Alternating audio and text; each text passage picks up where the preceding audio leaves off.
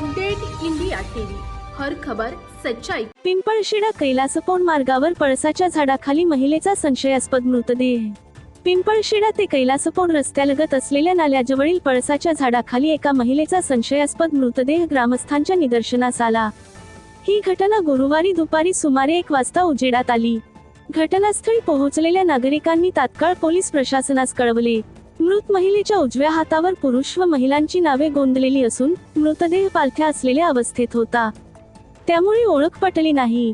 दरम्यान या परिसरात शेती करत असलेल्या काही शेतकऱ्यांच्या निदर्शनास पुलावर एक पांढऱ्या रंगाची कार उभी असल्याचे दिसून आले।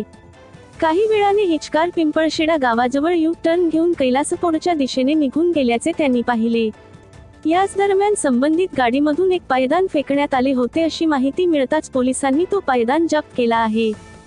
सदर मृतदेह महिलेचा आहे की तृतीयपंथीय व्यक्तीचा याबाबत अजूनही स्पष्टता नाही, त्यामुळे ग्रामस्थांमध्ये उलटसुलट चर्चा रंगल्या आहेत। या प्रकरणी पोलिसांनी अधिक तपास सुरू केला असून शवविच्छेदनासाठी मृतदेह तालुका रुग्णालयात पाठवण्यात आला आहे। घटनास्थळी पोलिसांचा तताफा असून गुन्हे अन्वेषणाची प्रक्रिया सुरू आहे। कळंब प्रतिनिधी महेंद्र लडके।